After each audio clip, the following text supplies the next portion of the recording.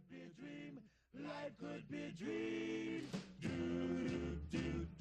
I wanted to pick out a selection of most disappointing games for 2017. There were a selection, and I would like to share them with everyone here today.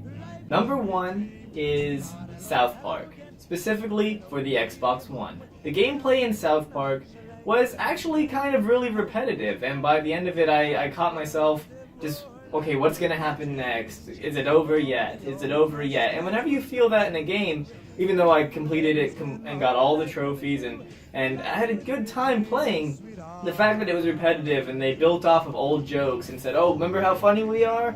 You're like, yeah, but you're not really adding too much to the formula. And the combat was great, but it was more of an illusion of choice with them giving you your original weapons and original classes, because by the end of it, you just get everything anyways. So it really didn't make that initial choice, or really any choices you made, memorable.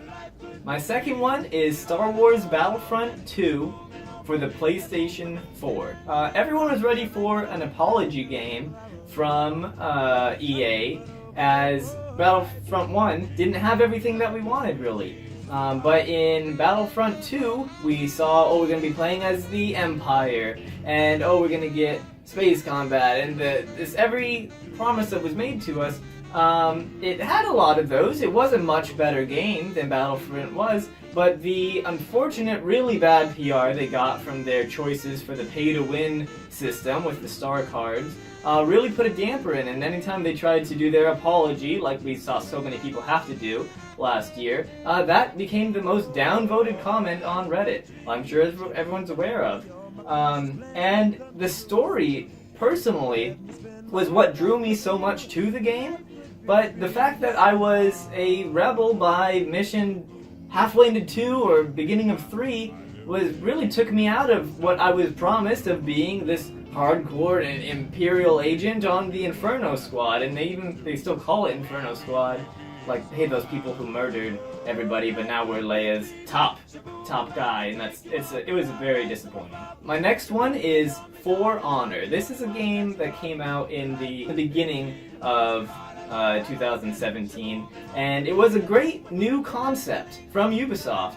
It had you playing as knights, samurais, and Vikings, all fighting against each other in these, like, as accurate as they could, and I'm a huge history buff. It was good jumping into that kind of world, but the servers being peer-to-peer made it so any game where you were doing good, you were almost guaranteed to get dropped from. And in the game you were doing bad, you were almost guaranteed to be the host, just getting beat on by people who were playing with no honor, really, as you would just be the class where you'd be the fastest. You'd see 2 people fighting in an honorable duel, and you would run up right behind them, gank one person, and then move on. And it really took the whole experience out of having to level up a specific kind of character, just finding out that, hey, you're leveling up the wrong character out of all the choices. Okay, next is Destiny 2, specifically my experience on the PlayStation 4. This Destiny seemed more like a 1.5 instead of how we were supposed to get a good 10 years added onto the original Destiny.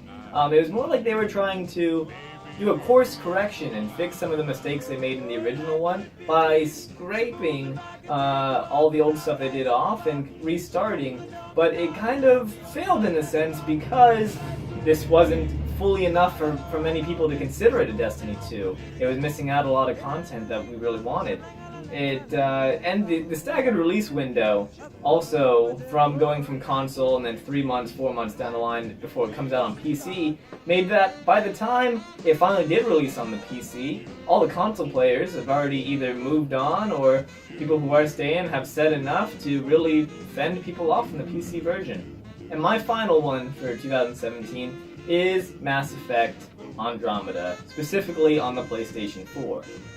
Now, I really enjoyed the gameplay in Mass Effect Andromeda, but of course, everyone kind of jumped on the bandwagon for terrible face animations and maybe some story bugs or glitches that were present.